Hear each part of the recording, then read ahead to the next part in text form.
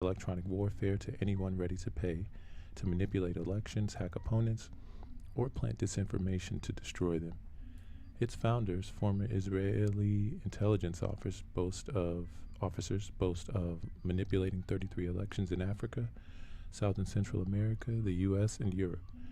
Unrestrained, ethically or legally, they sell their nefarious services, including 40,000 fake avatars to clients aiming to destabilize democracies or rig votes. The Palestinian BDS National Committee, the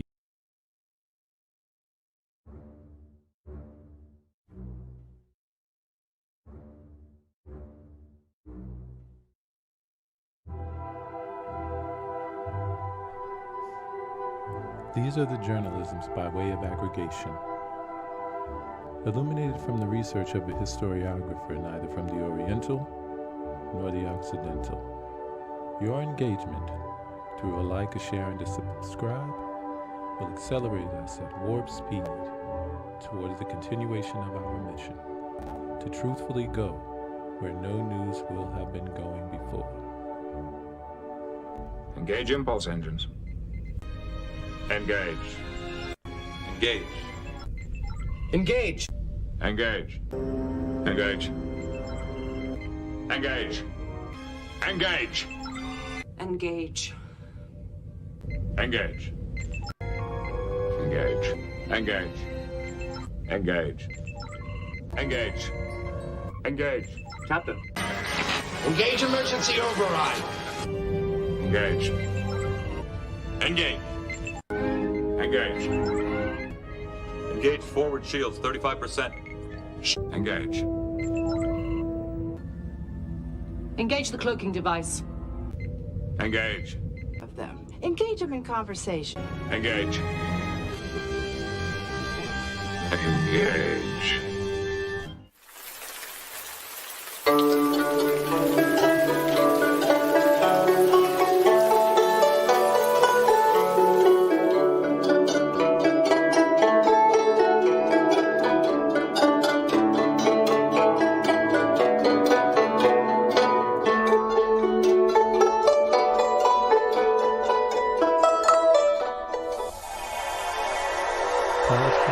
Israeli tech first, says BDS, and Palestine supported by Yemen, says Houthi.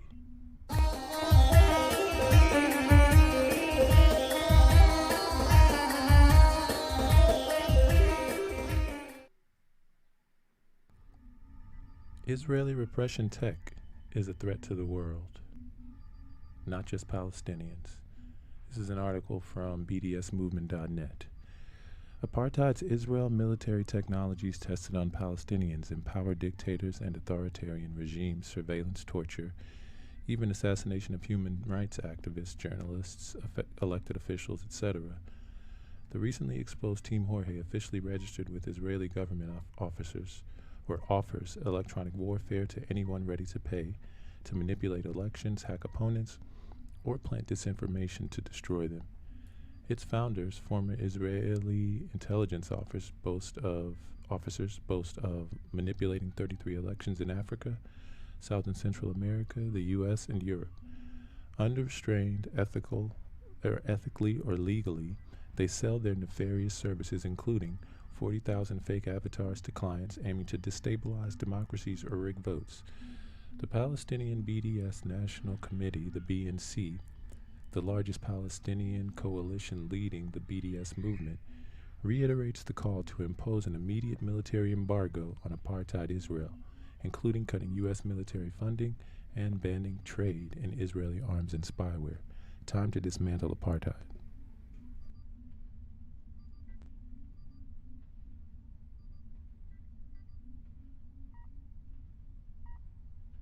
And from The Guardian, revealed the hacking and disinformation team meddling in elections.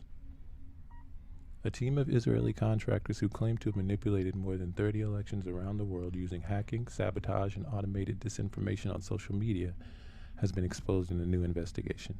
This unit is run by Tal Hanan, a 50-year-old former Israeli Special Forces operative who now works privately using the pseudonym Jorge and appears to have been working under the radar in elections in various countries for more than 2 decades. He's being unmasked by an international consortium of journalists. Hanan and his unit, which uses the code name Team Jorge, have been exposed by undercover footage and documents leaked to the Guardian. Hanan didn't respond to detailed questions about Team Jorge's activities and methods, but said, "I deny any wrongdoing." The investigation reveals extraordinary details about how disinformation is being weaponized by Team Jorge, which runs a private service offering to covertly meddle in elections without a trace. The group also works for corporate clients. Hanan told the undercover reporters that his services, which others describe as black ops, were available to intelligence agencies, political campaigns, and private companies that wanted to secretly manipulate public opinion. He said they'd been used across Africa, South and Central America, the US, and Europe. One of Team Jorge's key services is a sophisticated software package, Advanced Impact Media Solutions, or AIMS. It controls a vast army of thousands of fake social media profiles on Twitter, LinkedIn, Facebook, Telegram, Gmail, Instagram, and YouTube. Some avatars even have Amazon accounts with credit cards, Bitcoin wallets, and Airbnb accounts. The consortium of journalists that investigated Team Jorge includes reporters from 30 outlets, including Le Monde, Der Spiegel, and Al País. The project, part of wider investigation into the disinformation industry, has been coordinated by Forbidden Stories, a French nonprofit whose mission is to pursue the work of assassinated, threatened, or jailed reporters. And from Barron's.com, Israel Tech Threat to World, says activist after hacking report. The boycott, divestment, and sanctions movement said Israel's tech sector was a threat to the world, not just Palestinians, Friday, after a report accused an Israeli firm of manipulating public opinion.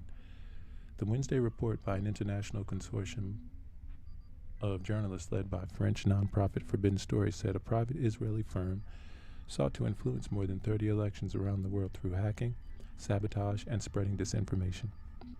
Israeli repression tech is a threat to the world, not just Palestinians, said a statement from the BDS movement, which calls for a boycott of Israel over what it describes as the oppression of Palestinians. BDS reiterates the call to impose an immediate military embargo on Israel, the statement said, calling for cutting U.S. military funding and banning trade in Israeli arms and spyware. The firm, dubbed Team Jorge by the team of investigative journalists, was led by a former Israeli Special Forces operative, Tal Hanan, who is denied any wrongdoing. Undercover journalists posed as potential clients to gather information on the firm's methods and capabilities. Other similar companies have been named in media reports or sanctioned by Western governments in recent years over their role in trying to influence elections and public opinion. Notorious British consulting firm Cambridge Analytica, since shutdown, was allegedly used to develop software steering voters towards Donald Trump in the 2016 U.S. presidential election. Following the latest revelations, Israel might also face increased pressure to rein in its cutting-edge cyberware and technology sector. It had been sold by the cyber intelligence company NSO Group Technologies to governments, human rights defenders, and religious leaders, as well as politicians such as French President Emmanuel Macron.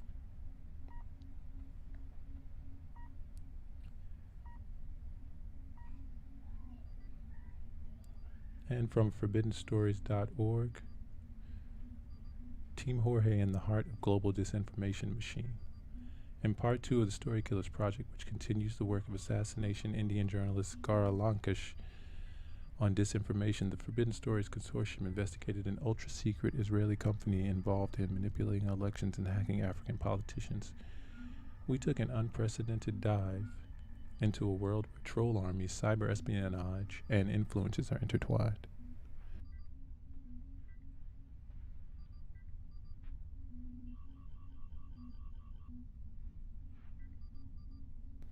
Things don't necessarily have to be true as long as they're believed, is a quote that could be attributed to many philosophers, but instead originates from a man named Alexander Nix. If his name is unfamiliar, the company he ran is not, Cambridge Analytica. In 2018, the eponymous scandal revealed how the British company acquired the personal data of nearly 87 million Facebook users to influence voters on an industrial scale. The company, which sold its services in some 60 states from the Iranian regime to the Malaysian National Oil Company, is accused of manipulating numerous elections. It's contributed to Donald Trump's 2016 victory in the U.S. and the Brexit vote in England. When the affair made headlines, the name Cambridge Analytica was among Kaiser, the company's former development director and one of the now famous whistleblowers in the scandal, described the hackers as a team in charge of opposition research. In anonymous testimonies published in the British press in 2018, former employees described Israeli hackers barging into the company's offices with USB drives loaded with what appeared to contain hacked private emails of politicians.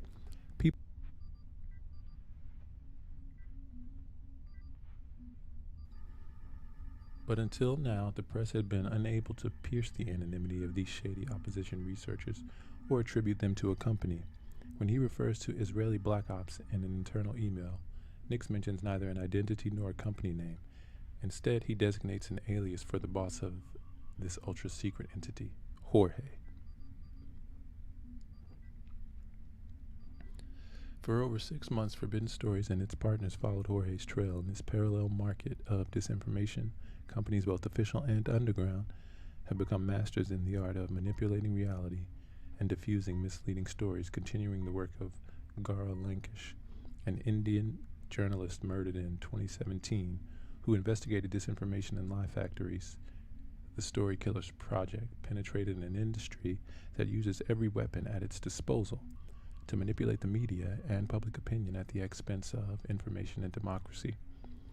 Almost 5 years after the Cambridge Analytica scandal, the journalists from the Forbidden Stories Consortium managed to identify and track down Jorge.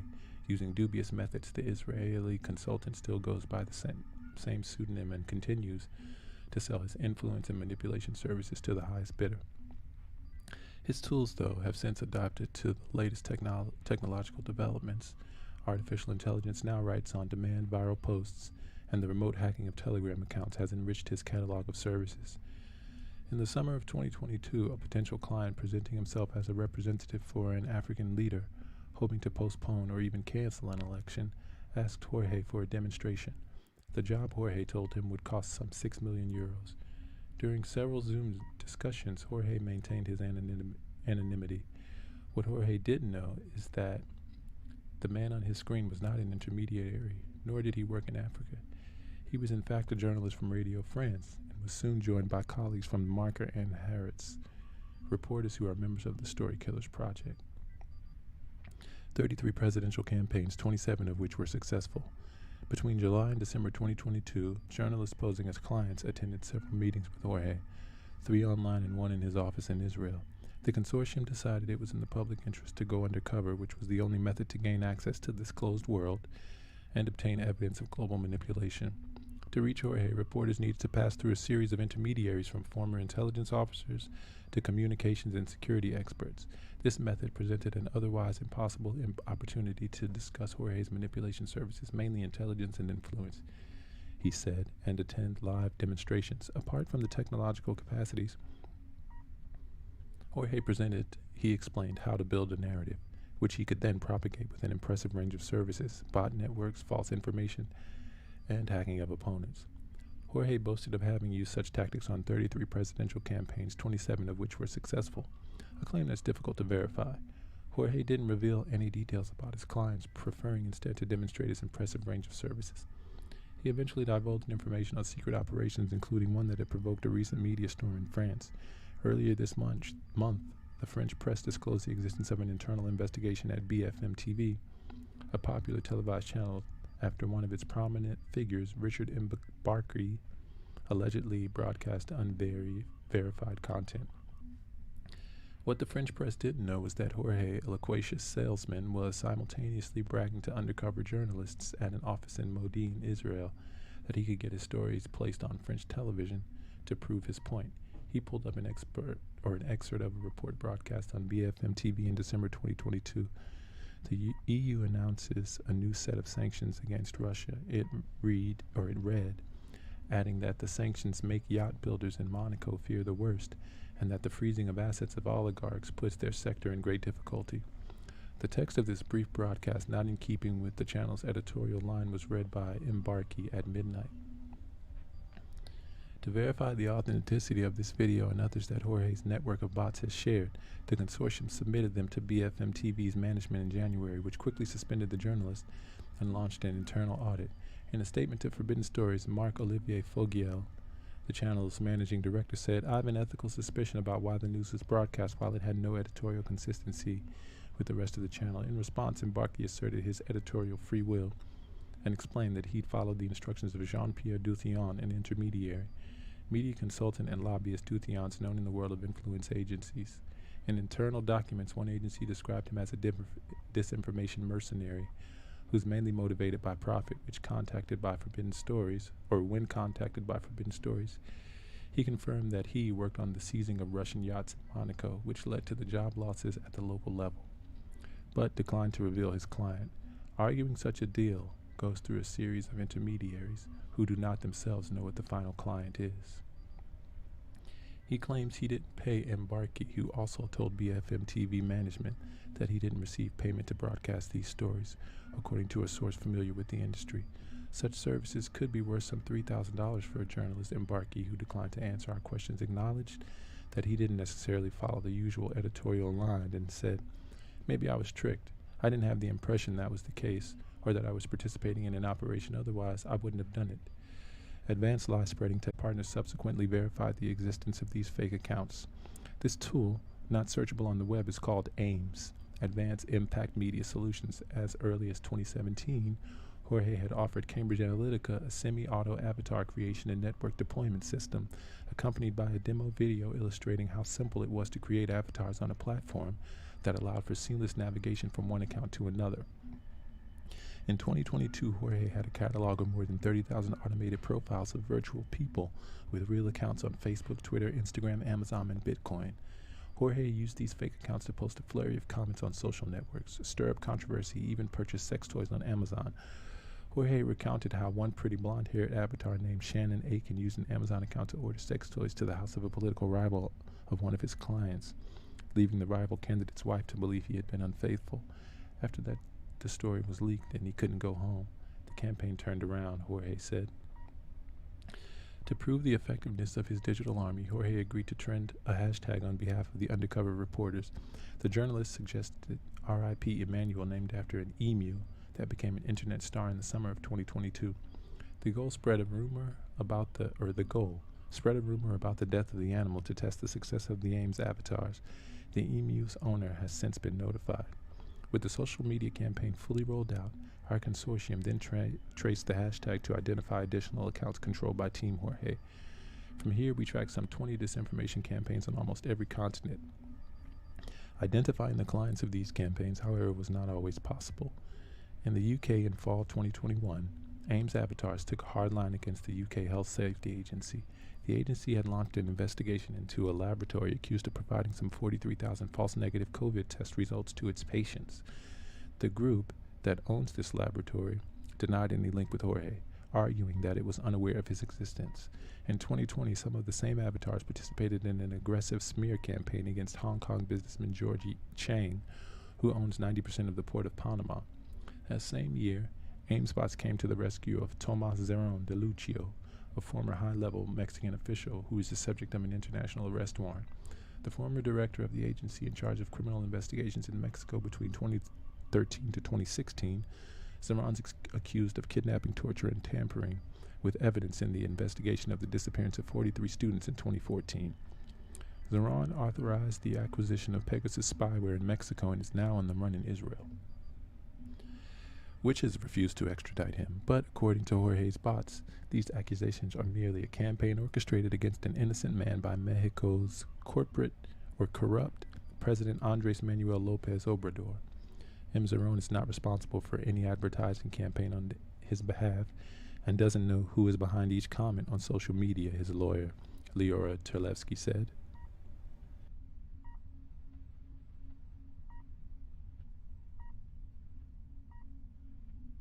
The AIMS tool doesn't just offer avatar creation. The latest version shown to the undercover journalists can also create and disseminate automated content. Using keywords, the tool can create posts, articles, comments, or tweets in any language within or with a positive, negative, or neutral tone. After entering the words Chad President, Brother, and Debbie, for instance, Jorge commanded the tool to produce 10 negative tweets about the Chadian government. 12 seconds later, they appeared, "Enough is enough. We need to put an end to incompetence and nepotism of President of Chad, Brother Debbie. one read. The Chad people have suffered enough under the rule of President Brother Debbie, read another. One operator can hold 300 profiles, so in 2 hours all the country will speak the messages or the narrative we want, one of Jorge's associators said. Ministry of Hacking. To demonstrate one of his most effective weapons, Jorge took control of the private messaging systems of several high-level African officials. We're inside Jorge, told the reporters, who observed 2 Gmail accounts, a Google Drive, and an address book, as well as a string of Telegram accounts. Hacking victims were unaware of the infiltration. Once inside the messaging system of a victim, Jorge was then able to impersonate conversations with their contacts. Jorge proceeded to send messages to the victims' relatives from their hacked Telegram accounts. Jorge, though, made an error. Attempting to remove his traces, he deleted the messages sent from the infiltrated account, but forgot to delete the messages for the recipient. We identified one of the recipients who kept records of Jorge's operation. Through the error, we could confirm that in the summer of 2022, as the Kenyan presidential election was approaching, Jorge looked through the accounts of people close to the future president, William Ruto. 2 hacking victims, Dennis Itumbi and Davis Chirchir, then in charge of digital strategy for Ruto's campaign and Ruto's chief of staff, respectively, were accused, following the elections, of having hired hackers to manipulate the results of the presidential election. The Supreme Court rejected the accusation and said the evidence had been falsified. Nevertheless, there is definitive proof that Team Jorge was behind attempts to manipulate the Kenyan presidential election.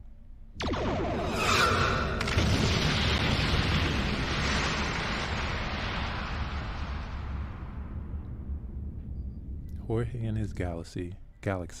It wasn't until our consortium's journalists visited Jorge's offices in Modi'in, headquarters of Israel's high-tech industry, that they saw his face. Even to his most eminent partners, Jorge has managed to hide details about himself.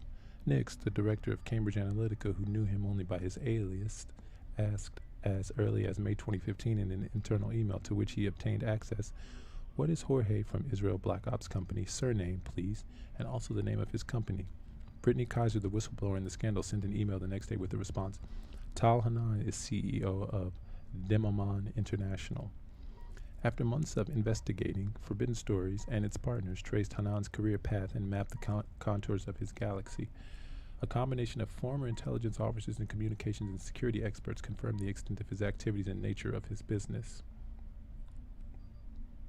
Mashi Maidan, who in the 2020s ran an Israeli security company in Panama, featured prominently in the meetings with journalists suggesting proximity with Hanan. Maidan is a former member of the Shabak, the Israeli Domestic Intelligence Service, also known as the Shin Bet, according to several sources.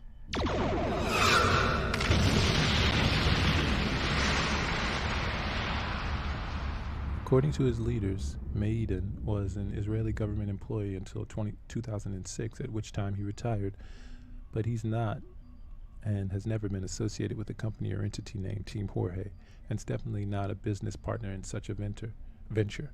Maidan was, however, at in-person meetings with Hanan and most online meetings with him, during which his colleagues presented the scope of their services. Shuki Friedman, also present during one meeting with the journalist and another with Hanan, is allegedly a former officer of the Israeli Domestic Intelligence Service. He oversaw intelligence in Ramallah, Palestine for many years, and according to at least one legend, recruited the Green Prince, the son of a Hamas leader, to spy for the Shin Bet.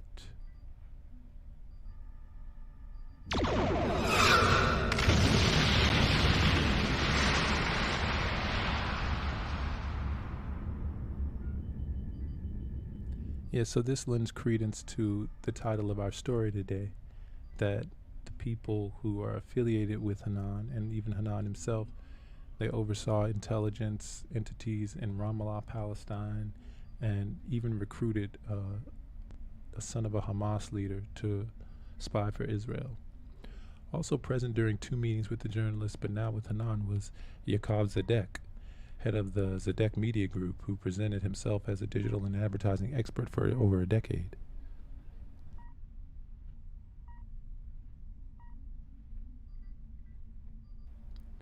Ishay Schechter, strategy director at Gorin Amir, a major Israeli lobbying firm, participated in a meeting with the journalist that led them to Hanan.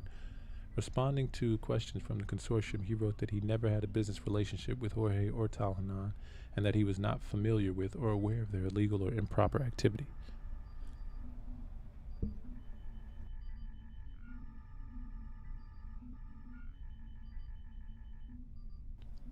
Finally, Zora Hanan, Tal's brother, is the CEO of a private security company and a polygraph specialist. He told the consortium he's been working all of his life according to the law. According to a biography on Demoman's website, Hanan served in the Israeli Special Forces and an elite explosive ordnance disposal unit. His career, like his business, moved from explosives disposal to intelligence. Even if Jorge has remained invisible for years, Hanan became of interest to at least one European intelligence service in 2008, according to a police source, for offers dubious security services following various counterterrorism, intelligence, and counter-espionage conferences. According to the same source, he operates on the border between private security and mercenaries. When contacted by the consortium, Tal Hanan simply denied any wrongdoing. Hanan, an impressive international network over his years working in intelligence, according to a Bloomberg investigation. In 2006, while on assignment for a Panamanian bank, Hanan alerted Martin Rodil, then a data analysis with the International Monetary Fund, to money moving from PDVSA, the Venezuelan state oil company, to Iran in violation of U.S. sanctions. Hanan then allegedly asked Rodil to track down the money for him, according to Bloomberg. A year later, the two decided to share the information with the Israeli government and spent 2 days answering questions from the security service. Together, they found Global Resources Solutions, which offered security and financial intelligence. Rodil is now under investigation in Spain for allegedly extorting former Venezuelan officials. He did not respond to multiple requests for comment. During a meeting with journalists in August 2022, Hanan named Roger Noriega, the former Deputy Secretary of State under President George Bush, as a former associate. Noriega also worked with Rodil and publicly defended him in the press. When contacted by our consortium, Noriega, who also established a hard political stance toward the Chavez regime, admitted to knowing Hanan but said, since 6 or 7 years, I haven't had any substantial conversation with him. We had common clients related to Venezuela, but I never had any serious business with Tal, an interconnected market. Hanan claims to use the most advanced tools on the market for his manipulation services. During his live demonstrations, he presented services from TA9, a subsidiary of the company Rayzone, whose logo he had erased in his presentation. Contacted by Forbidden Stories, TA9 said that it's never had any business dealings with Hanan or his associates, and explained that screenshots of his products were readily available on its website during online presentations. Rayzone also markets tools that allow for collecting personal data and location via the internet or telephone networks. It relies on the SS7 network, which is used to direct calls and SMS messages from telephone users to their customers and locate their devices.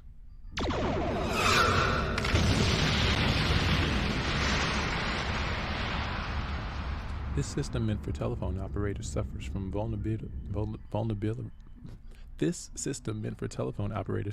vulnerabilities that allow hackers to access the information or cell phone users. Hannon repeatedly raised the potential exploitation of these vulnerabilities during meetings with the journalists. When asked about offerings, Rayzone only mentioned one product, which they said offers location only without any active interception capabilities and is regulated by the Israeli Defense Ministry. Using additional slides from TA9 brochures, the Rayzone subsidiary, Hanan also cited its facial recognition and interception of GSM satellite capacities as available tools for the most sophisticated surveillance of potential targets. And according to the Israeli Daily Calculist, David Avital, a shareholder in one of Rayzone's subsidiaries, is currently harboring Zeron, the former Mexican official subject to an international arrest warrant and whose innocence the Ames avatars defended. Mr. Zeron is indeed in Israel. However, he never lived in an apartment belonging to David Avital, Terlevsky, Zeron's lawyer, said. Investigating this network, Forbidden Stories repeatedly confronted the blurred lines between states and private companies and the interconnected worlds of intelligence, influence, and cyber surveillance, but questions remain as to how Hanan's paid for his services. Forbidden Stories and its partners gained access to a brochure sent by Hanan as part of a pitch to Cambridge Analytica in 2015 that provided a picture of how much these services might cost. This rather vague document of just over 3 pages is entitled Elections, Intelligence, and Special Operations, and suggests the author had field experience since 1999. This is the same year that Demomon, the company of which Hanan is CEO, was founded. In the brochure, Hanan proposes options that feed and enhance each other, combining strategic intelligence, public perception, information warfare, communication security, and a special package for D-Day. The brochure praises his team, composed of former intelligence services and special forces from Israel, the U.S., Spain, the U.K., and Russia. According to the brochure, this team also includes experts in media and mass media who know the best way to use the information to deliver a story, a message, or a scandal to create the desired effects. According to the brochure, Hanan charged $160,000 for an 8-week initial research and preparation phase, plus $40,000 for travel expenses. This rate was much lower than what he proposed to the consortium's report in 2022, €6 million for one campaign. However, it was not through Demomon that Hanan marketed his hacking services, and for good reason. The company is registered with the Israeli Ministry of Defense. According to Israeli law, it's illegal to sell hacking services to private individuals or businesses for use in foreign political campaigns. During various meetings with the undercover journalist, Hanan claimed to have about 100 employers globally. Although this number is impossible to confirm, the Demomon website claims to have offices and representatives in Israel, the U.S., Switzerland, Spain, Croatia, the Philippines, and Colombia. Mexican and Ukrainian addresses were also mentioned, but according to Hanan, they were used due to a business slowdown and war, respectively. During the same meeting, Hanan's brother also claimed to be using AIM spots to bet on the cryptocurrency market and thus reap additional gains, anything to make $1.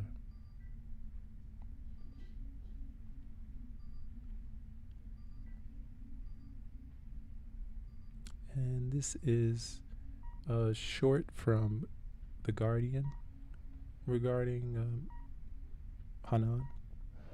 שלום עליכם. שלום. ברוכים הבאים, חוכר.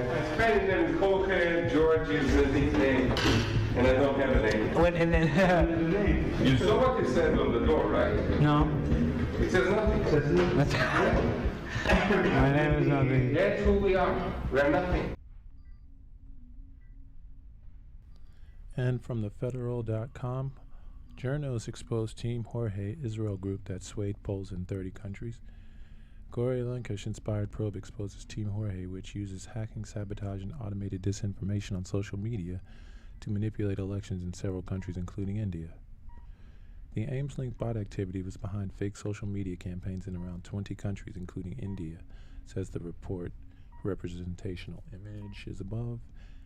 An international team of journalists who exposed a group of Israeli contractors who claimed to have manipulated more than 30 elections around the world, including India. The group is codenamed Team Jorge after its leaders, who goes by the pseudonym Jorge.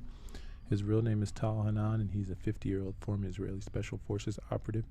The team allegedly uses hacking, sabotage, and automated disinformation on social media to manipulate elections, according to The Guardian, which, along with The Observer, has partnered with the International Consortium of Reporters to investigate global disinformation. The consortium includes reporters from 30 outlets, including Le Monde, Der Spiegel, and El País. According to the Guardian report, 3 reporters who approached Team Jorge posing as a prospective client shot undercover footage. In some 6 odd hours of footage, Hanan and his teammates bragged about how they gathered intelligence on rivals, including by hacking their Gmail and Telegram accounts, planting material in genuine news outlets, augmented by the AIM Spot Manager software. Their focus is reported on disrupting or sabotaging rival campaigns. And from Al Mayadeen, Israeli cyber espionage firm meddled in 33 elections, worldwide reports. The report published in The Guardian and Israeli media outlet Haaretz reveals that the cyber unit was run by 50-year-old former Israeli Special Forces operative Tal Hanan, working under the name of Jorge. A team of Israeli cyber espionage contractors based in Modi'in, a new settlement established between Tel Aviv and occupied Al-Quds, are responsible for virtual extortion and blackmail campaigns and operations worldwide, targeting presidential-level elections in countries, manipulating lawsuits, influencing nuclear energy deals, and meddling in cryptocurrency prices. The team was exposed following an investigation by a consortium of journalists who work for 30 news outlets, including Le Monde, Der Spiegel, and El País, and as part of a broader investigation into the disinformation industry coordinated with the French NGO Forbidden Stories. The report published in The Guardian and Israeli media outlet Haaretz reveals that Cyber Unit was run by 50-year-old former Israeli Special Forces operative Tal Hanan, working under the name of Jorge. Team Jorge, as dubbed by the reports, claims to have carried out a disinformation and manipulation campaigns for over a decade, or foreign information manipulation and intervention, FIMI, and that were sometimes attributed to China and Russia meddling in 33 presidential-level elections, 27 of which were successful. The team of journalists has been able to expose the unit through direct Zoom meetings with Jorge and several physical visits to his office in Israel, where the delegated reporters for the mission introduced themselves as potential clients. The secretly filmed meetings took place between July and December 2022 and included in-face meetings with Jorge and his team in his underground basement office in Medellin. Conspiracy versus truth. At the beginning of one of the meetings, Jorge shared his thoughts regarding the speculations on what could be potentially found on Hunter Biden's laptop.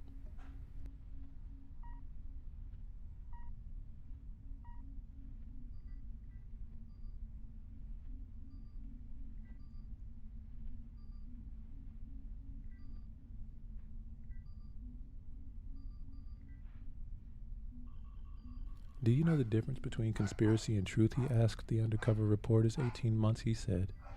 Hanan, or Jorge, defined in one of the meetings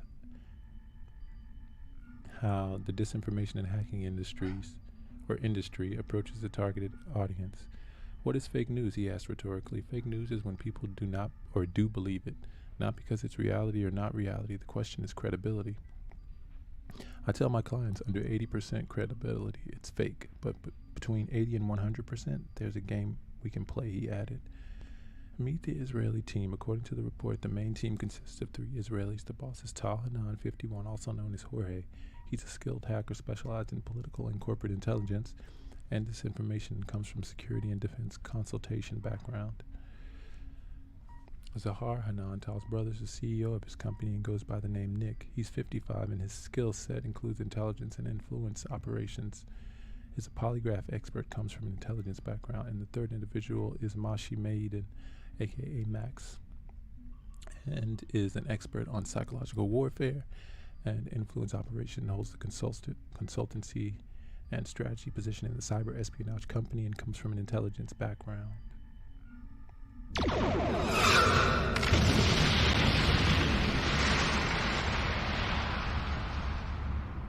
Disinformation campaign through company approved by Israel's Ministry of Security. Some of the sabotage campaigns run by Hanan were carried out through his Israeli company founded in 1999, Dimaman International, which according to the report is registered on a website specialized in defense exports, and it's run by the Israeli Ministry of Security. I have no idea how Hanan landed in this position. He has no intelligence background. He served in some unit or unknown unit in the Air Force, but I know he has ties with senior and very serious people among the intelligence agencies in Israel and the U.S., a former senior Israeli intelligence officer told the journalists. Hacking, disinformation, and public manipulation services. Hanan told the journalists that his hacking and disinformation services are offered to a broad list of clients, including intelligence agencies, political figures, and campaigns, in addition to private corporations that want to manipulate the public.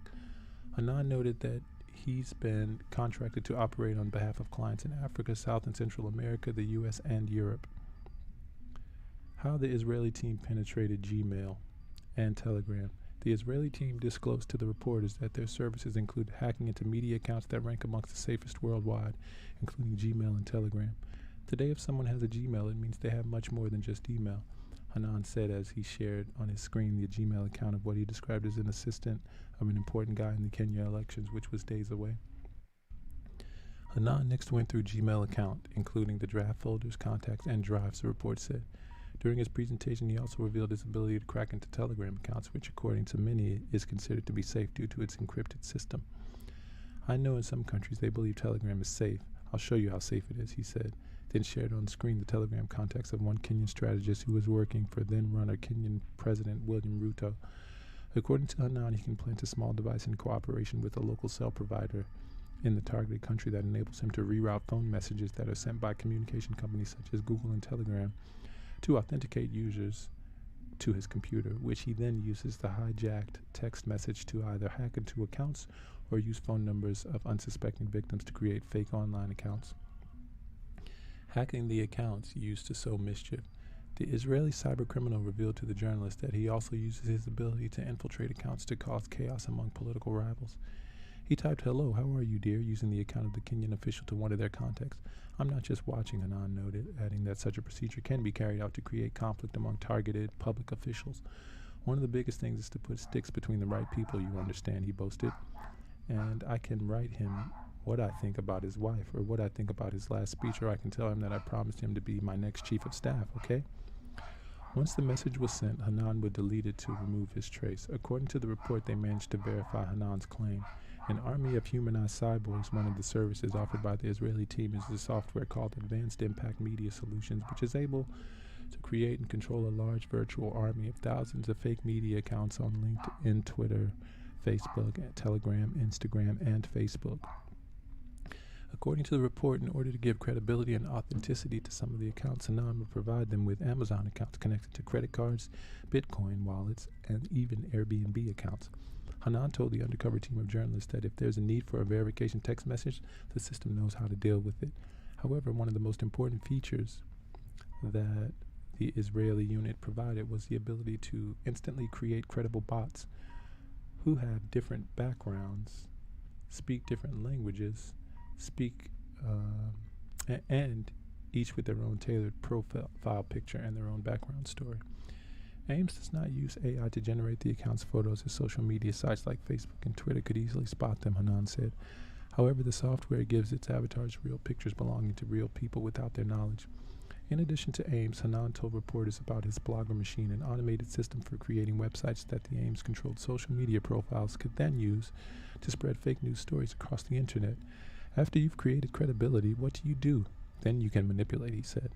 In a demonstration provided by Hanan, he revealed that each avatar is given a multifaceted digital backstory, noting that the accounts mimic human behavior. Each account holds a unique digital footprint, including a unique email, address, and real phone number.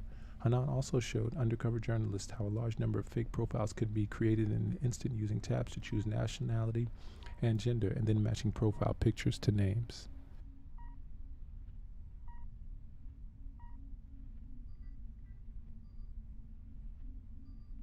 "This is Spanish, Russian, you see Asians, Muslims. Let's make a candidate together," he said, before choosing an image of a white woman, so-called white woman, Sophia Wilde. "I like the name. British. Already. She has email, date, birth, everything." The mentioned details would be used to create an account on different websites and social networks. The software, according to Hanan, that helped clients deploy up to 5,000 accounts to push needed propaganda and promote mass messages has been used to meddle in 17 elections. "It's our own developed semi-auto avatar creation and network development system," he stated, noting that it could be used in any language and was being sold to clients as a service, but could be sold fully if the price is right. The software currently operates over 30,000 fake accounts, he said. It controlled a multinational army of more than 30,000 avatars, complete with digital backgrounds stretching back years. The reporting media outlets said that investigations into Hanan's bot army found that the Ames program was behind many cyber propaganda campaigns, mostly involving business disputes in around 20 countries, including the US, the UK, Canada, Germany, Switzerland, Mexico, Senegal, India, and the UAE. Within Hanan's espionage arsenal is a tool called Blogger. The disinformation tool provides the links that the face accounts are supposed to push out during the disinformation period. The links take you to what appears to be a real website that hosts leaked material or videos. The tool can create 600 leaks for the same news stories. That way, Hanan said, "I don't care if the links get shut down. We can create as many links for content as we want. The blogs themselves are not important, even though they help with SEO, search engine optimization. But we don't go there. We don't need it for that. We needed it to put them on social media. She's not real. She's fake." The fake accounts were not just used to promote it or amplify a narrative. It was also used to create a real-world staged incident that would ultimately influence the outcome of a political rivalry by targeting one of the officials of the intended campaign. According to the report, One of the fake accounts that were humanized, depicting a 39-year-old Washington woman named Shannon Aiken, was used to purchase an intimate gift off Amazon to be shipped to the house of a married politician that was in the middle of an election campaign. Hannah told the undercover journalist that the wife received the gift signed by Aiken and addressed to the politician. The politician slept in his office for the next 2 days while a crew was sent to secretly film him there and then released the footage online, he added.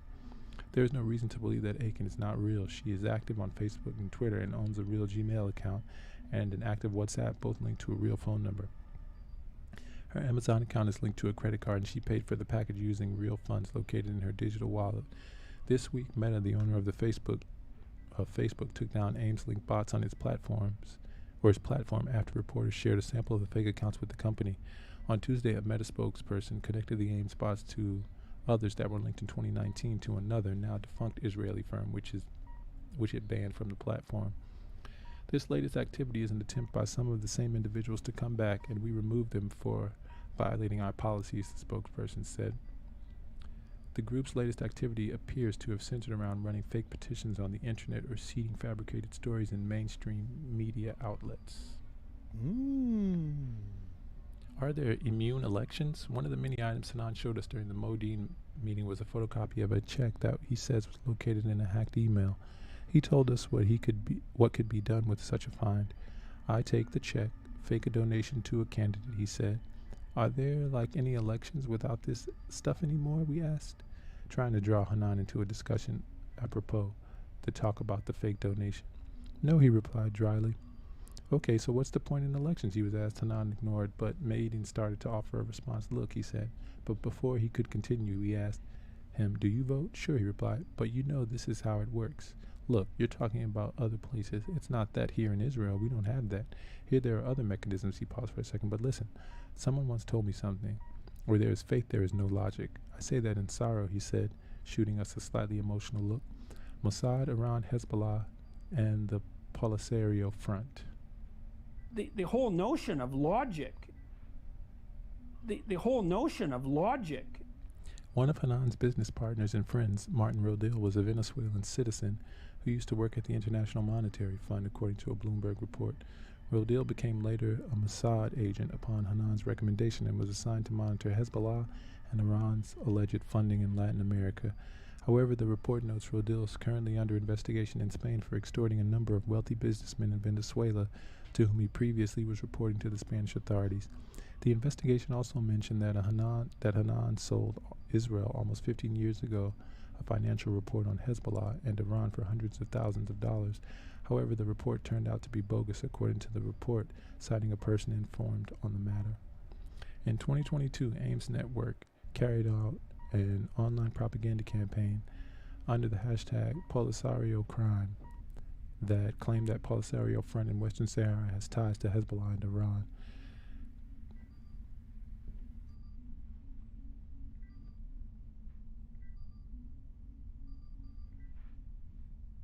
Targeted 33 presidential elections worldwide. At the beginning of the meeting, in an attempt to impress the potential clients, Hanan, that we are now involved in one election in Africa. We have a team in Greece and a team in the Emirates. You follow the leads. We've completed 33 presidential level campaigns, 27 of which were successful. Later, he revealed that he was also working on 2 major projects in the U.S., but claimed he does not engage directly in U.S. politics. He described his Israeli team as graduates of government agencies that have experience in finance and social media. They're also experts in psychological warfare, he added, noting that they operate from 6 offices around the world. Real-time hacking, internet web systems infiltrated. Hanan shows the undercover reporter's conversations being conducted between ministers in Kenya and Mozambique in Gmail accounts and Telegram, explaining that he hacked into the accounts as part of a service he is provided to a paying client. Regarding Kenya, he revealed to them real-time hacking into the account of Dennis Itumbi, a political advisor to one of Kenya's leading figures in the presidential campaign of President William Ruto, in addition to 4 other senior advisors. As you know, elections were last Wednesday in a certain country in East Africa, he told the reporters during a Zoom call on August 15. And this is, you can later run this name that you see on the upper left side, he said, referring to Itumbi. This is live, Hanan said, pointing at Itumbi's hacked Telegram account. So you see who he is talking to. This is today's plan. They're discussing the counting of the votes, which is still ongoing. They say 3 p.m. there might be final results. I doubt it, but let's see. Anand further revealed that the Israeli team was able to obtain the username and password of the international website of President Ruto's party, the United Democratic Alliance. They have their own system, he said. We found their own internal website. They've created their own platform. That's the level of live intelligence you can get, and this is just an example. Ruto went on to win the elections and become president, while 2 of his campaign staffers whose accounts were hacked are now being investigated under accusations of hacking the election committee to steal the votes. Worked against Chavez in 2012. During an online meeting, the Israeli team, it was revealed to the undercover journalist that Hanan participated in a defamation campaign against Hugo Chavez during the 2012 elections. According to the report, the Israeli team obtained documents from Chavez's close circle, added false information to them, and then leaked them. The documents then were later used by ABC News Network. Despite Hanan's attempts, Chavez won the elections that year. Attempted to sabotage 2014 referendum for Catalonia independence from Spain. Hanan also claimed responsibility in a recording for the 2014 DDoS cyber attack that targeted the referendum on Catalan's independence in Spain in an attempt to sabotage it.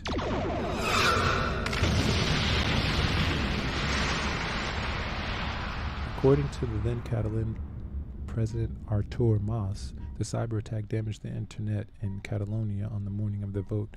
However, the event was not cancelled. Until today, the authorities in Spain could not locate the parties that were responsible for the attack. Further, during that period, Hanan claimed responsibility for pushing reports that were circulated by Spanish media suggesting ties between the Catalan party calling for independence and the Islamic states. Explaining how the news was manufactured, Hanan hinted that the Israeli team planted some leaflets connecting the party and the radical Islamists, and the intelligence services started investigating, which was then picked up by the Spanish media. You never know how things happen. Crazy, he said. And that's the second time that the villainization of Islamic entities is used to somehow discredit, like it's an automatic discreditation. Worked with Cambridge Analytica wanted in on the Trump operation. The investigation of the consortium of journalists revealed that the Israeli team worked with UK-based data firm Cambridge Analytica, which according to its CA records used Israeli hackers that were later identified as Team Jorge. Emails leaked to The Guardian by the journalist revealed that Hanan sent an offer to Cambridge Analytica for a cyber espionage operation targeting a Latin America country in 2015 and another to take part in Donald Trump's campaign for the 2016 U.S. presidential elections. However, there's no concrete evidence that a deal was reached between the two parties. Other documents show that the Israeli team teamed up with the CA to meddle in Nigeria's 2015 presidential election. China, Russiagate, and Indonesia. In one of his demonstrations, Hanan claimed responsibility for a cyber attack on Indonesia's Elections Committee, KPU, back in 2019, where the Israeli team planned the offensive upon their client's request to appear as if it was launched from China in order to stain one of the nominees as being an affiliate to Beijing. We launched the attack, he said, and we showed that all the traffic, everything came from China. Media outlets report later in March 2019 that a Chinese-Russian offensive targeted the computer network system of Indonesia's Elections Committee. The Israeli team revealed to the potential clients that they managed to steal the bank information of Turkish shipping magnate Mehmet Ali Umar. One of Hanan's team members explained that the information was obtained through a human source with access to the world banking system. However, the media report notes that upon further investigations, 2 clients of the Israeli team said that the financial reports they bought from Hanan turned out to be unreliable. A separate company was also established in Herzliya called Deep Impact that used aims to manipulate the value of cryptocurrency, Hanan claimed. Planting reports on French TV, another service Hanan offered to his clients, was planting false reports in French media. He showed the undercover reporters a clip of a report that had been published on French media outlet BFM TV a few days earlier from the time of the meeting, and claimed that his team planted the news. In the report, French television presenter Rachid Embarki said that the U.S. sanctions on Russian businessmen would result in the unemployment of tens of thousands working at the shipyards that handled the businessmen's yachts in Monaco. After the journalist contacted the French media outlet to verify the report, the TV's management launched an internal investigation into the matter and later suspended the presenter after the claim appeared to be true. And from Malaysia now, Israel tech threat to world, say activists after Team Jorge hacking. The firm dubbed Team Jorge by the team of investigative journalists was led by former Israeli Special Forces operative Tal Hanan, who was denied any wrongdoing. The boycott, divestment, and sanctions movement said Israel's tech sector was a threat to the world, not just Palestinians, Friday after a report accused an Israeli firm of manipulating public opinion. The Wednesday report by an internal consortium of journalists led by French nonprofit Forbidden Stories said a private Israel firm sought to influence more than 30 elections around the world through hacking, sabotage, and spreading disinformation. Israeli repression tech is a threat to the world, not just Palestinians, said a statement from the BDS movement, which calls for a boycott of Israel over what it describes as the oppression of Palestinians. BDS reiterates the call to impose an immediate military embargo on Israel, the statement said, calling for cutting U.S. military funding and banning trade in Israeli arms and spyware. The firm dubbed Team Jorge by the team of investigating journalists was led by former Israeli Special Forces operative Tal Hanan, who is denied any wrongdoing. Undercover journalists posed as potential clients to gather information on the firm's method and capabilities. Other similar companies have been named in media reports or sanctioned by Western governments in recent years over their role in trying to influence elections and public opinion. Notorious British consulting firm Cambridge Analytica since shutdown was allegedly used to develop software steering voters towards Donald Trump in the 2016 U.S. presidential election. Following the latest revelations, Israel might also face increased pressure to rein in its cutting-edge cyberware and technology sector, which was spotlighted in another media investigation led by Forbidden Stories in 2021. It highlighted how the powerful Israeli-made Pegasus spyware had been sold by the cyber intelligence company NSO Group Technologies to governments and used against at least 50,000 people around the world. Some of the alleged targets included human rights defenders and religious leaders, as well as politicians such as French President Emmanuel Macron. Forbidden Stories is a collaborative platform set up in 2017 at the initiative of French documentary marker Laurent Richard with the support of Reporters Without Borders, and brings together more than 30 different media outlets from around the world.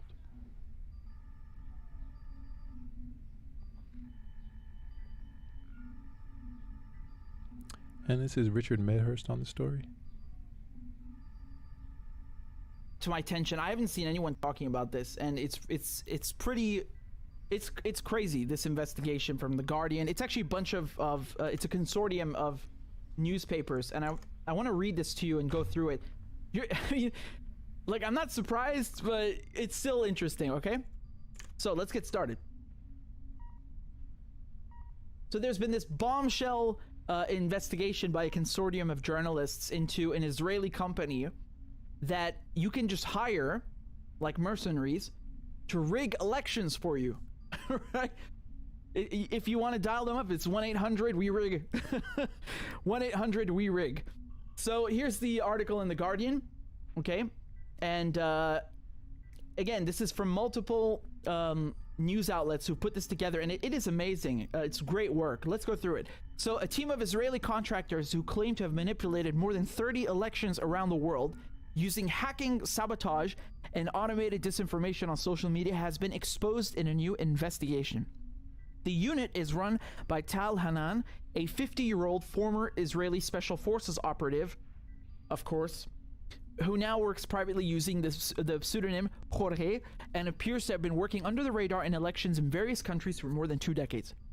Why do I say of course? Because whenever you look at companies like NSO Group, who developed that Pegasus spyware that's been used to hack journalists' phone in many countries, these guys, there's a pipeline. I mean, when I talk about pipeline, it's kind of like, you know, the revolving door we talk about in Washington, right? You got people coming out of the private sector into Washington and then back out. In Israel, they have a pipeline from their special forces and the Mossad and the cyber warfare units into the private sector, right? So NSO Group, for example, they have people coming in from Unit 8200, right? So this is something we've talked about before, which is in the Israeli occupation forces, and they're basically an intelligence unit, and many of the people who made Pegasus come from there. And this guy, you know, he's also making his own thing, Team Jorge, and they use all of the training that they've gotten, and you basically weaponize it against other countries for money, right? Don't give them too much credit, though. I think one of the reasons they talk about this in the media is to like hype up the Israelis. Like, oh God, there's this epic pipeline of these fucking galaxy-sized brain geniuses who come out of the Israeli military, which is so amazing. You know, while they're bombing Palestinians, and then they go and make these amazing spyware. Yeah, okay. So Tal Hanan is being unmasked by an international consortium of journalists. Hanan and his unit, which uses the codename Team Hore, have been exposed by undercover footage and documents leaked to The Guardian. Hanan did not respond to detailed questions about Team Hore's activities and methods, but said, "I deny any wrongdoing." Okay. The investigation reveals extraordinary details about how disinformation is being weaponized by Team Hore, which runs a private service offering to covertly meddle in elections without a trace. The group also works for corporate clients. Hanan told the undercover reporters that his services, which others describe as black ops, were available to intelligence agencies, political campaigns, and private companies that wanted to secretly manipulate public opinion. He said they had been used across Africa, South and Central America, the United States, and Europe. One of their key services is a sophisticated software package called AIMS, which stands for Advanced Impact Media Solutions. So basically, AIMS is a bot army.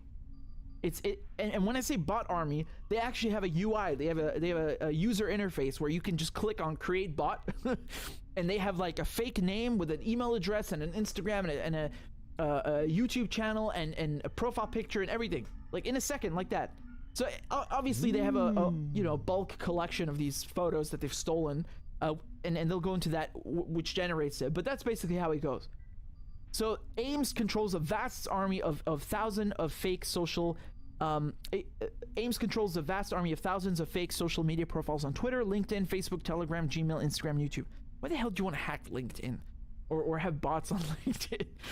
Some avatars even have Amazon accounts with credit cards, Bitcoin wallets, and Airbnb accounts. Wow. So this is what they call multi-layered, just so you know. These are multi-layered bots, meaning they have depth and character, right? Maybe they're in love. Who knows? The consortium of journalists that investigated Team Hore includes reporters from 30 outlets, including Le Monde, Der Spiegel, and El País. The project, part of a wider investigation into the disinformation industry, has been coordinated by Forbidden Stories, which is a French non-profit. The undercover footage was filmed by 3 reporters who approached them, posing as prospective clients. I'll show you the video in a second. In more than 6 hours of secretly recorded meetings, Hanan and his team spoke of how they could gather intelligence on rivals, including by using hacking techniques to access Gmail and Telegram accounts. They boasted of planting material in legitimate news outlets, which are then amplified by the AIMS bot management software.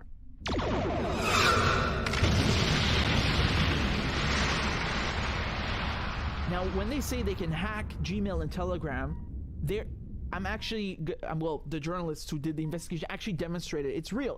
They can actually do it, and I mean, it's not that shocking. I'm sure they're not the only ones who can, but you know, they exploit basically in the SS7 protocol. They exploit a vulnerability. And that's how they get in. But he made a mistake when he was, these journalists were pretending to be buyers, prospective clients, and they were filming the entire time, and he messed up. And you'll see why in a second.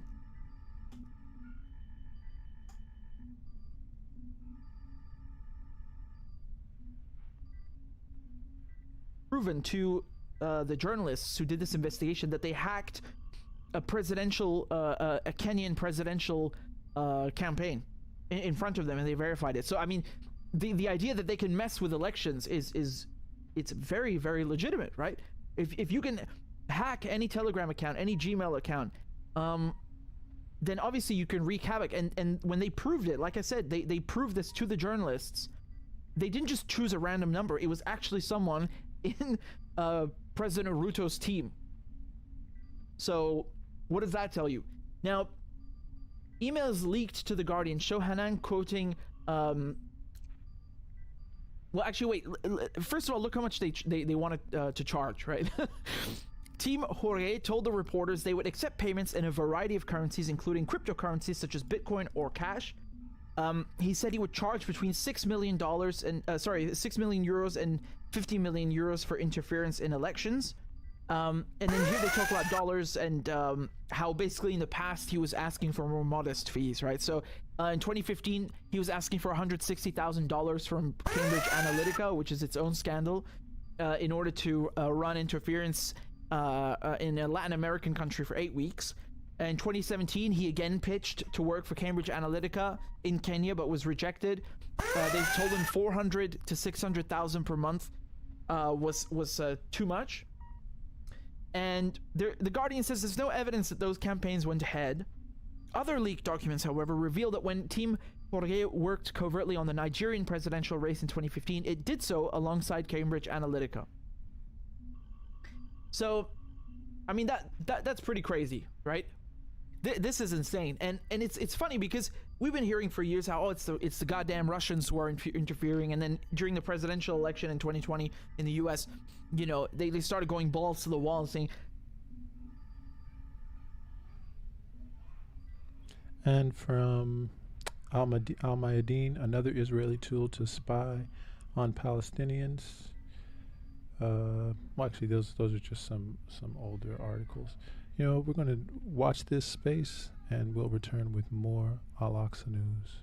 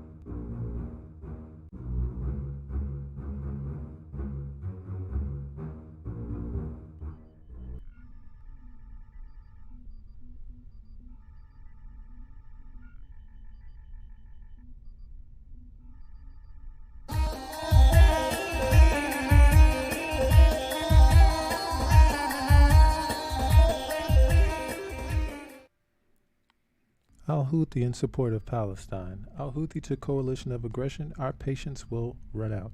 The leader of Ansar Allah affirms that the movement will not squander the achievements of the Yemeni people in terms of freedom and independence. The leader of Ansar Allah movement, Syed Abdul Malik al-Houthi, said that the stage we are in Yemen is a stage of war, and what's calmed down is none but military escalation, pointing out that we are today in the position of confronting, targeting, and threats as the stage of just following up on the news of the attacks on our nation has come to an end.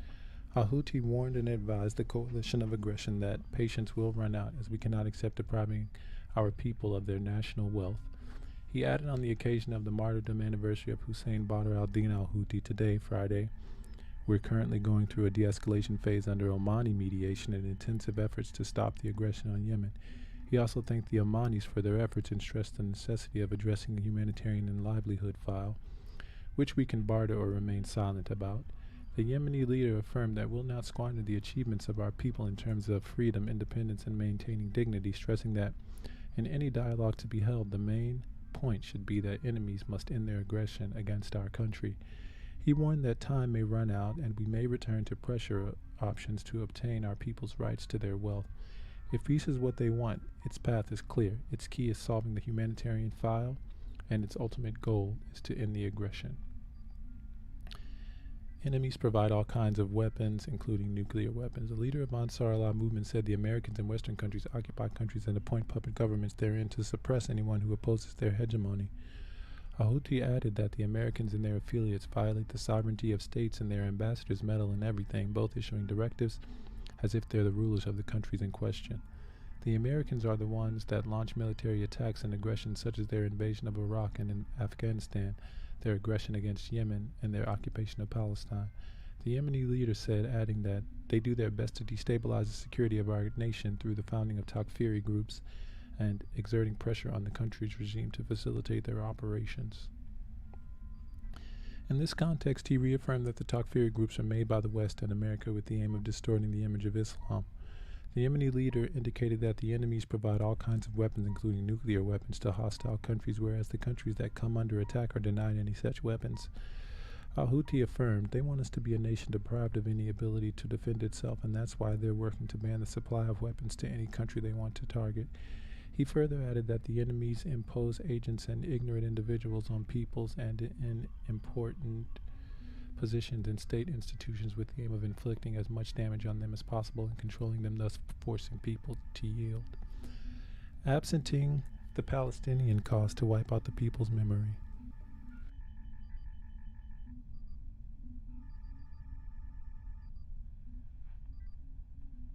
The Ansar Allah leader pointed out that the enemies exerted strained efforts to keep the Palestinian cause out of the school curricula and were keen to exclude anything that could advance the nation's level of awareness.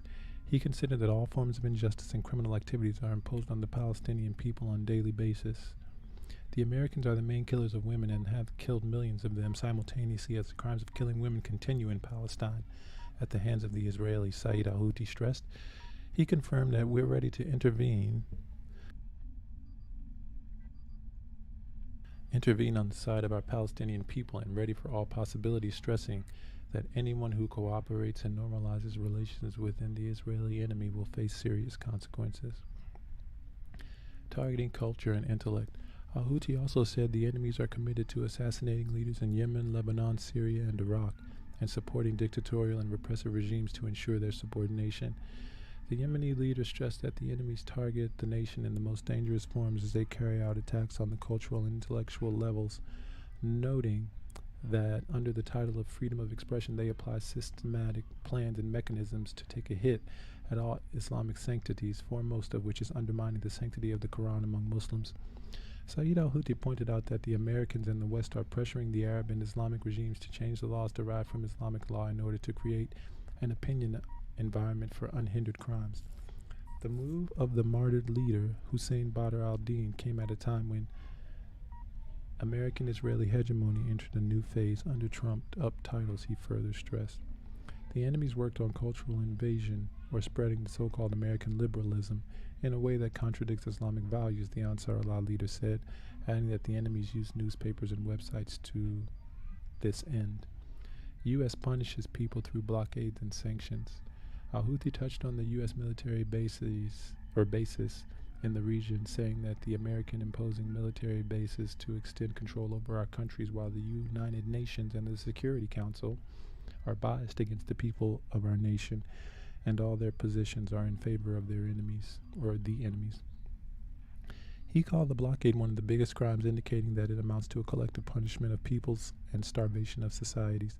Regarding the economic inflation witnessed in some countries, the Yemeni leader explained that the enemies impose economic pressures and deprive the people of their national wealth, explaining that they were keen through the dollar to control the wealth of the people and steal their goods.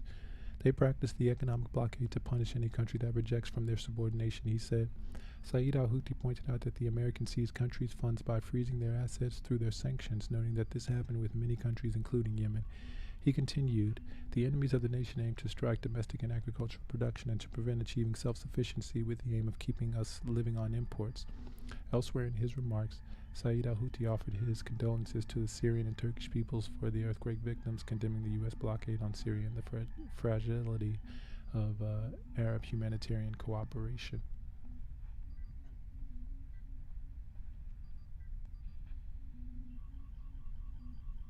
And this from Al-Masira. The leader of the revolution, Saeed Abdul Malik al-Houthi, affirmed on Friday that Yemen's now in stage of war and that only some military escalation has stopped. On the martyrdom anniversary of Saeed Hussein Badruddin al-Houthi, Saeed Abdul Malik said, "We're in a state of continuous war, not in a truce agreement, and there's a reduction in escalation in the light of an Omani mediation." He added, "We thank the brothers in the Sultanate of Oman who deal with us with the principle of good neighborliness, and we appreciate their efforts and seek to give them a sufficient opportunity for the success of their endeavors." Saeed Abdul Malik reaffirmed that in all dialogues we cannot ignore the humanitarian issue as a priority. He pointed out that when we allow continuation of our negotiations and dialogues, this doesn't mean that we'll continue indefinitely, warning by saying time may run out and we may return to pressing options to obtain our people's right to their wealth. Saeed Abdul Malik explained that one of the steps we're taking at the current stage is to prevent the plundering of the oil wealth and prevent its export abroad and the theft of its price. And we succeeded thanks to Allah in that. He also stressed that in any negotiations we'll not accept neglecting the achievements and gains of our people regarding freedom, independence, and dignity, and these are the red lines that we cannot neglect.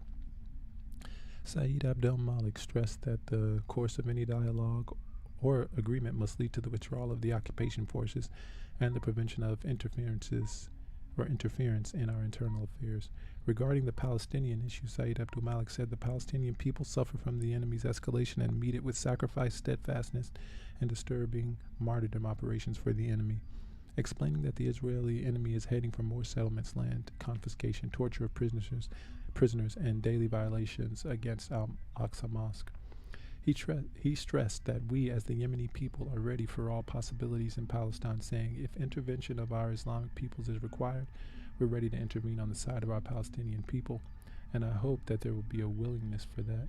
And he considered that whoever cooperates with the Israeli enemy is a partner in violating the rights of the Palestinian people and attacking and oppressing them, explaining by saying, at a time when the enemy continues its crimes against the Palestinian people, the regimes that normalize with Israel tend more to strengthen their relations with it, and this is a disgrace. And here's Press TV's take on that. Takfiri terrorist groups created by U.S. and its allies, al-Houthi. The leader of Yemen's Ansarullah popular resistance movement considers Takfiri terrorist groups to be constructs of the U.S. and its allies. The terror outfits have been created by the West, including the U.S. and the Israeli regime, which is Washington's closest ally, Abdul Malik al-Houthi said during an address on Friday. By creating political crises, the enemies are trying to preoccupy nations and distance them from the path of productivity and progress, he asserted. Takfiri terrorist outfits, most notably among them Daesh, unleashed a campaign of bloodletting and destruction in Syria and neighboring Iraq in 2014 as the U.S. was running out of excuses to extend or enlarge its regional meddling. The U.S. and its allies invaded Syria later the same year under the pretext of fighting Daesh. The U.S.-led military interference was, however, surprisingly slow in confronting the terrorists. Despite the sheer size of the coalition that enlisted scores of Washington allied countries, numerous reports and regional officials would meanwhile point to the U.S.'s role in transferring Daesh elements throughout the region and even airlifting supplies to the terror outfit. War for profit. Al-Houthi considered the United States to be responsible for sowing warfare and sedition across other nations so it can help American arms manufacturers profiteer from pouring weapons into the targeted countries. Arrogant powers enable the deployment of banned arms across several spots throughout the region, including in Palestine and Yemen, thus committing genocide, he said. Al-Houthi was referring to the U.S. and its allies' sales of those weapons such as white phosphorus and cluster bombs to their proxies, including the Israel regime and Saudi Arabia, for deployment in the targeted locations. He, however, warned, "Gone are the days when we would only listen to the news about acts of encroachment against other nations. Now we have entered the period of taking responsibility versus nations and confronting the dangers that threaten them." Advice towards regional unity. The Ansar Allah leader advised regional countries to avoid playing into the enemy's hands by letting them benefit from the nation's internal differences. 90% of the enemy's plots against us take place through their exploiting the very internal differences, he said, or he stressed. Enumerating other means of U.S.-led interference in other countries, especially those of the region, Houthi warned that the Americans impose their mercenaries and ignorant officials on other nations as a means of delivering heavy blows to them. By infiltrating their mercenaries into various positions of responsibility in institutions that are in charge of running countries' economic affairs, the enemies would seek to carry out sabotage operations across the targeted nations, cautioned the Ansar Allah leader. The biggest problem that our nations are suffering from is the persons that are submissive towards America, he said.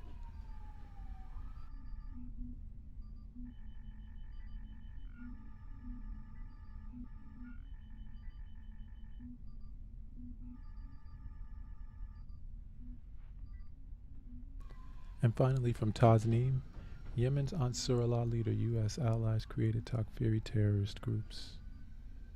Takfiri terrorist groups have been formed by the U.S. and its allies. Leaders of Yemen's Ansar Allah Popular Resistance Movement, Abdul Malik al-Houthi, said, "The terrorist outfits have been created by the West, including the U.S. and the Israeli regime, which is Washington's closest ally," Houthi said during an address on Friday.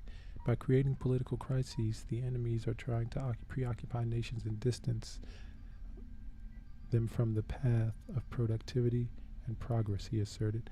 Takfiri terrorists outfit, most notably among them Daesh, ISIL, or ISIS, unleashed a campaign of bloodletting and destruction in Syria and neighboring Iraq in 2014 as the U.S. was running out of excuses to extend or enlarge its regional meddling. The U.S. and its allies invaded Syria later the same year under the pretext of fighting Daesh. The U.S.-led military interference was, however, surprisingly slow in confronting these terrorists, despite the sheer size of the coalition that had enlisted scores of Washington-allied countries. Numerous reports in the regional officials would meanwhile point to the U.S.'s role in transferring Daesh elements throughout the region and even airlifting supplies to the terror outfit. Al-Houthi considered the United States to be responsible for sowing warfare and sedition across other nations so it can help American arms manufacturer profiteer from pouring weapons into the targeted countries. Watch this space.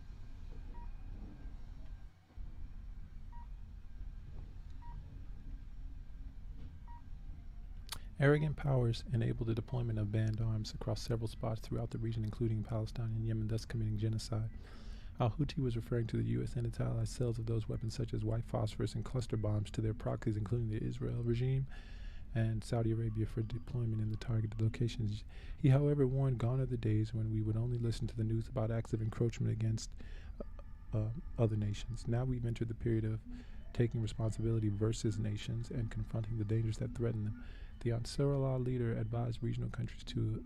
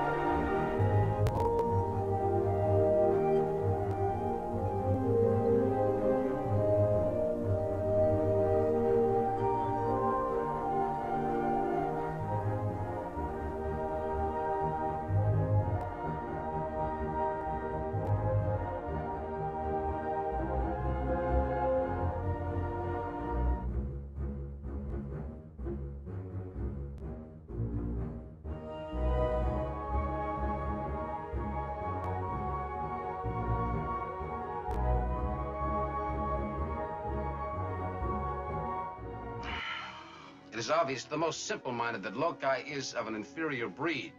The obvious visual evidence, Commissioner, is that he is of the same breed as yourself. Are you blind, Commander Spock? Oh, look at me. I thought you scientists were supposed to keep an open mind. There's a difference between keeping an open mind and believing something because you want it to be true. Your friend Spock is a logical man. I find your arguments strewn with gaping defects in logic. Most illogical reaction. We demonstrated our superior weapons. They should have fled. You mean they should have respected us? Of course. Mr. Spock, respect is a rational process. Did it ever occur to you they might react emotionally? With anger? Doctor, I'm not responsible for their unpredictability. You do not think like the others. There are no colors to your patterns of logic. There's only black and white. Logical, unemotional, completely pragmatic. And we poor, irrational humans whip them in a fair fight. Now you'll find yourself back among us illogical humans again. Which I find eminently satisfactory, Doctor. Nowhere am I so desperately needed. Because she feels. I don't. All I know is logic. Will you try to understand how we feel about our life here? About each other? Emotions are alien to me. I'm a scientist. You're gonna leave here without them? Run off on some wild goose chase halfway across the galaxy just because you found a discrepancy in a hydrogen cloud? Doctor, I'm chasing the captain, Lieutenant Uhura, and Ensign Chekhov, not some wild aquatic fowl. Mr. Spock, you have a remarkably logical and analytical mind. Thank you. I prefer the concrete, the graspable, the provable. You'd make a splendid computer, Mr. Spock.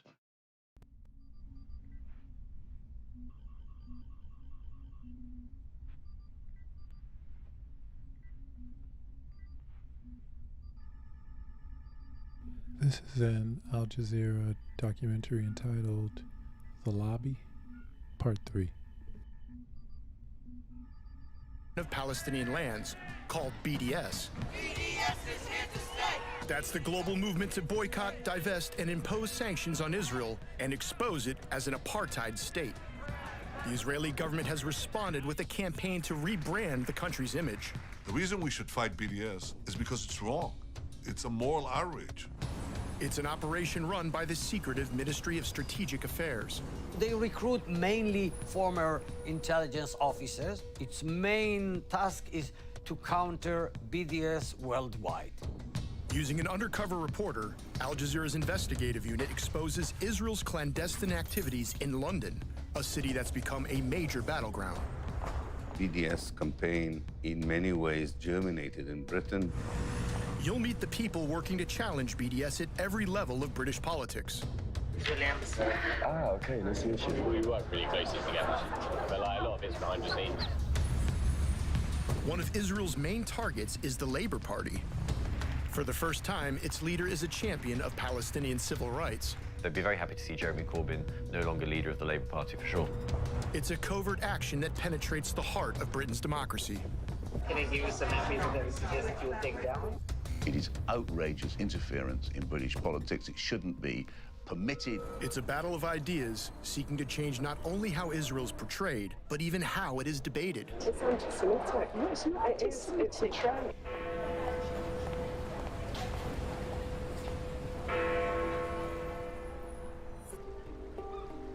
The Labour Party is holding its annual conference in Liverpool.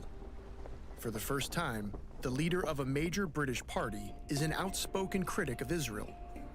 The Israeli embassy has sent its senior diplomats to canvass opinion. Our undercover reporter attends a private meeting of sympathetic labor activists.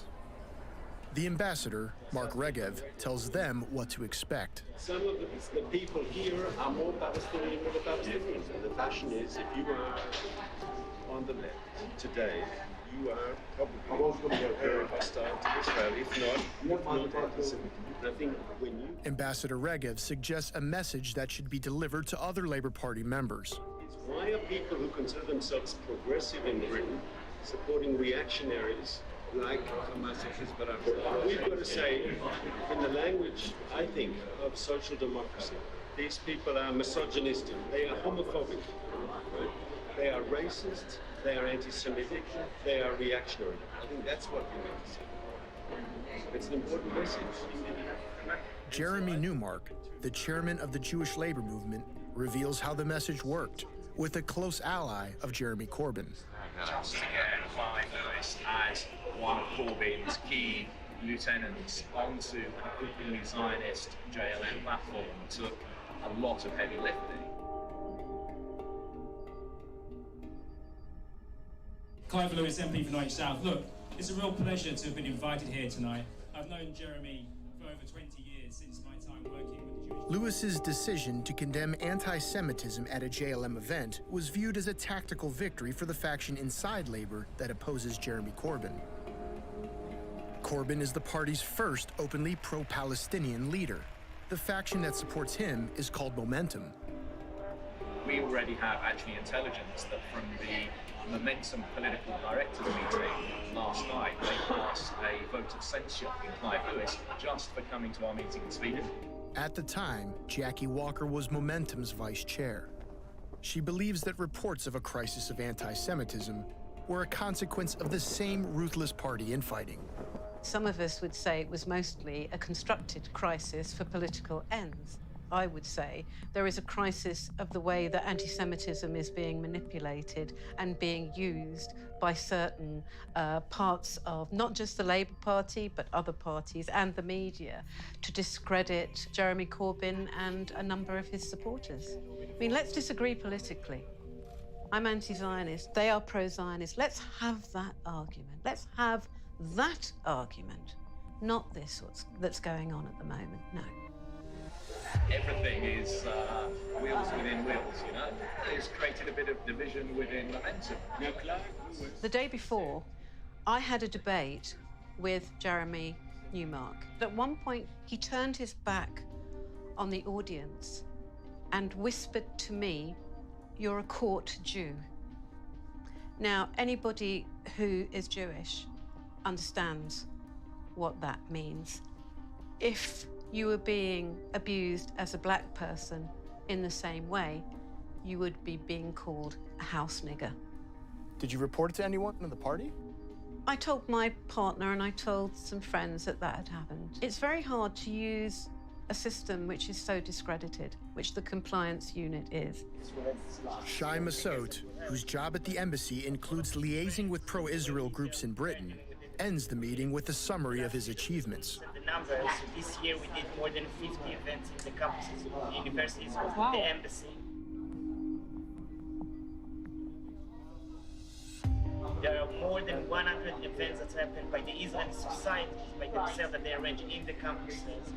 And in addition to that, we did more than, I think, 8 receptions for young people in the embassy, including 3 receptions of 300 people that came, you know, from the parliament. I would take a picture. Yeah. Should I take a picture of one? Yeah, you can take. We do without Shai. Cheese. Back at the LFI stall, Shai and the Israeli delegation continued debating whether to wear the pro-Israel t-shirts. Shai has a dream. Shai has a dream. I'm going to make it come true today. He wants me to put on the t-shirt. But you know, as Robin is my witness, I was going to put on that t-shirt today. And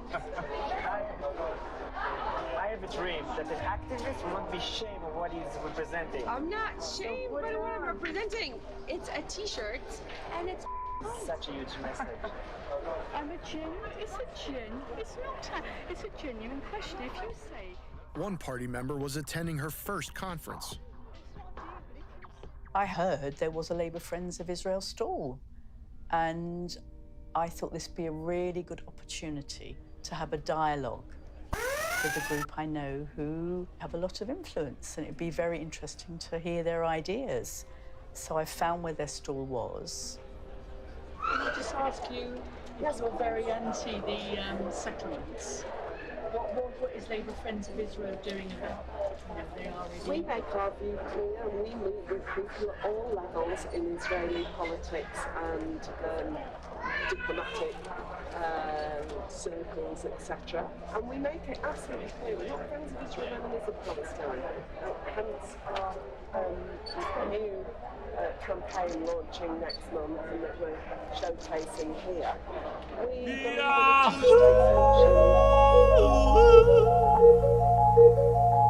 Yeah. a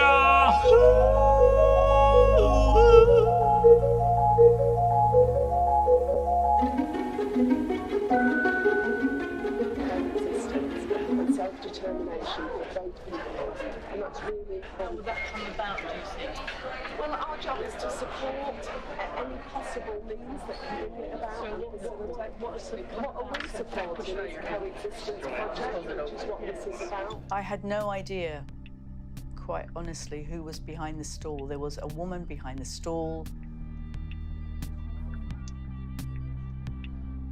My first series of questions from memory was simply to say I was very interested to know how a two-state solution would come about. What would be the details, not a slogan, but the details. Let's unpack that for a second. Let's try and de-emotionalize this for a second. Let's try and intellectualize this for a second. Let's try and rationalize this for a second. Israeli occupation. Well, what we want is a two-state solution, and the reason we've not got it now at the moment is because there's a distinct lack of security for Israel.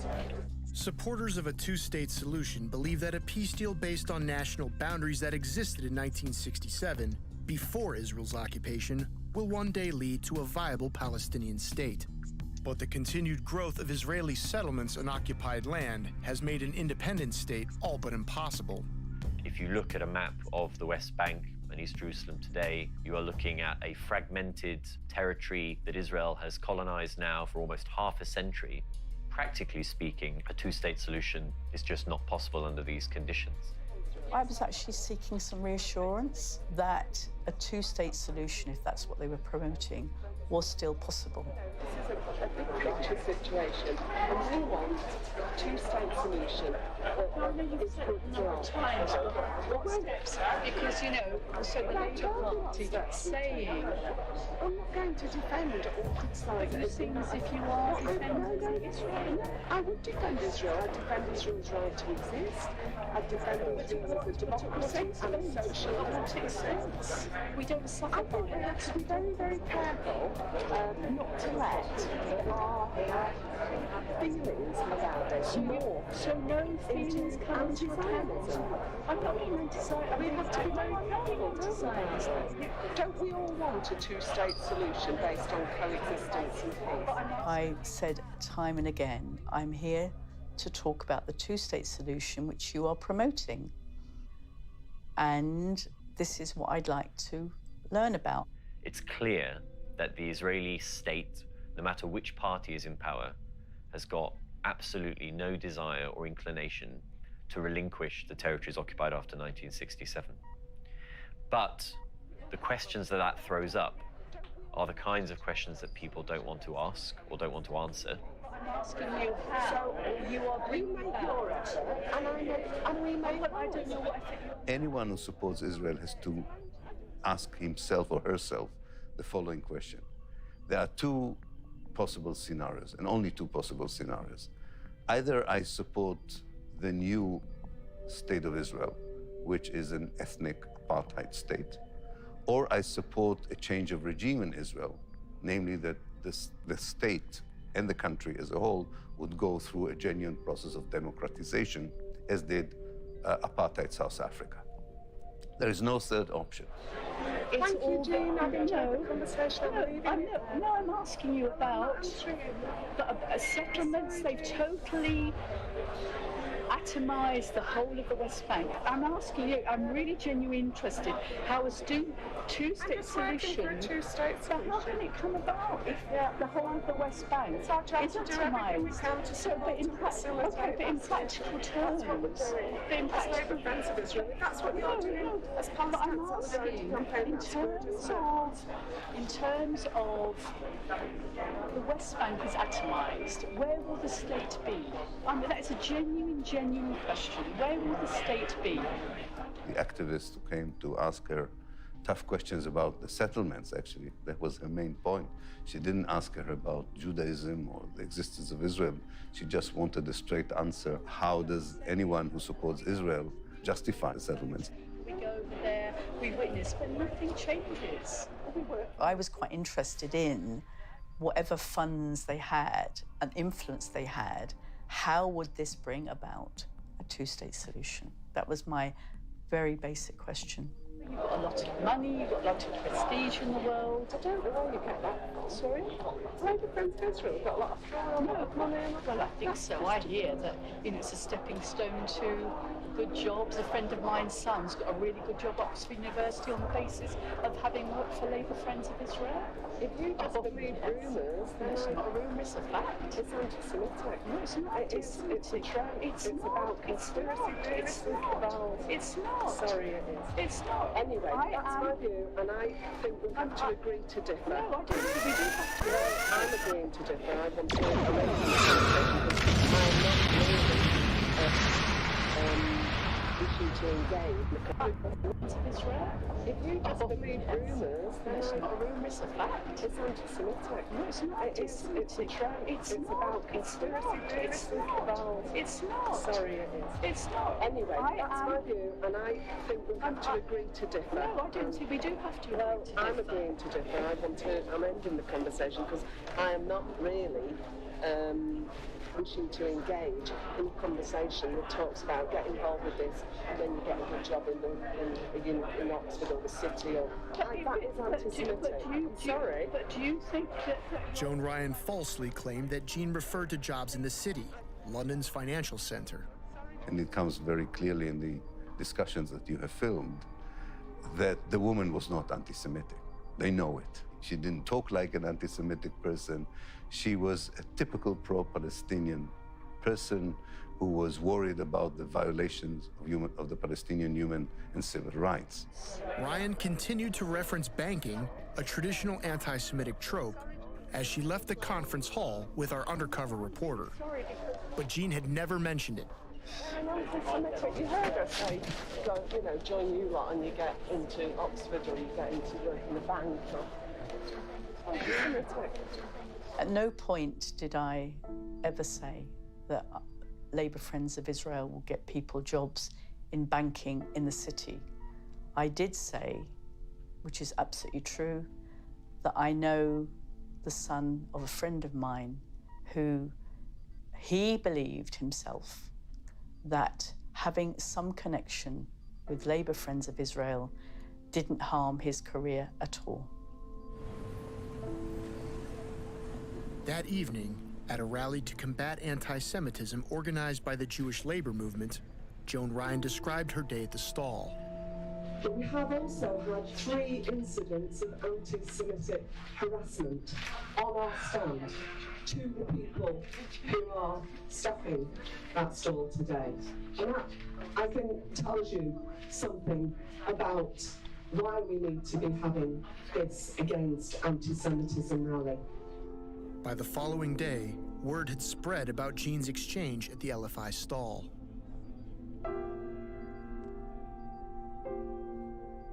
Several MPs came by and expressed concern, including Jeremy Corbyn's former challenger, Angela Eagle. I think we had a couple of problems yesterday, but today's been better, where we did have one person towards the end of the day come and say the Anti-Semitism is just being used to crush Jeremy, and that the allegations are sort of made up to a certain extent, which is obviously awful, but compared with stuff yesterday, it's sort of not quite as bad.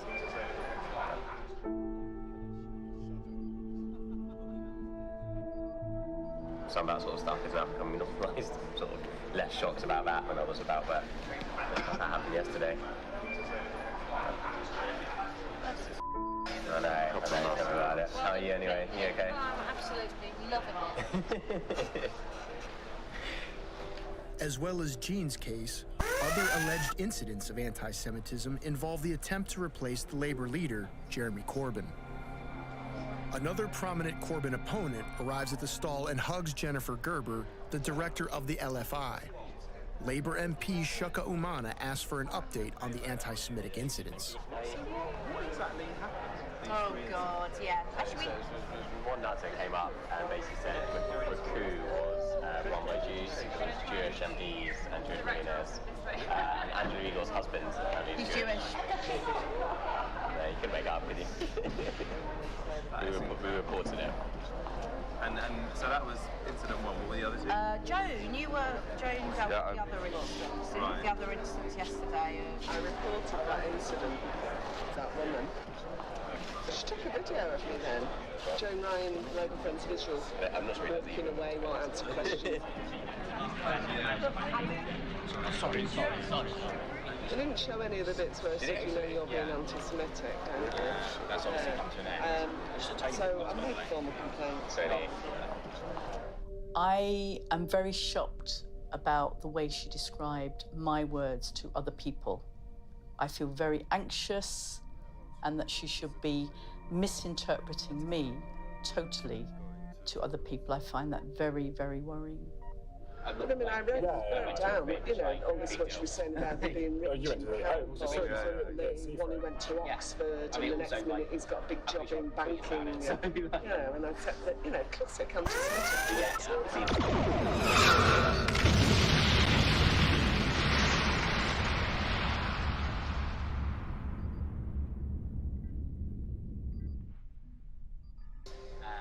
I have no idea how she got from A to Z, going from my comment, which was what it was, to then saying he got a big job in banking.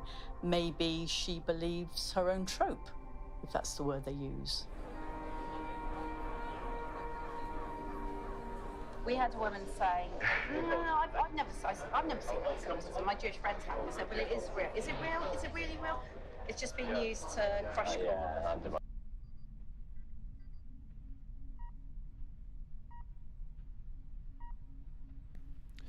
So continue to watch this space. We'll see you on Monday. Beam me up, Mr. Spark. Beam me up. Lock on transporters. Beam us up. Beam us up, quickly. Beam us up home. Beam us up. Prepare to beam us up, Mr. Scott. Beam us up, Mr. Scott. Prepare to beam us up. Mr. Scott, prepare to beam us up. Have Scotty beam us up. Beam us up. Beam us up. Scotty, beam us up fast. Stand by to beam us up. Scotty, beam me up. Beam me up. Beam us up now! Stand by to beam us up. No need to beam me up, sir. The situation is under control. Thank you.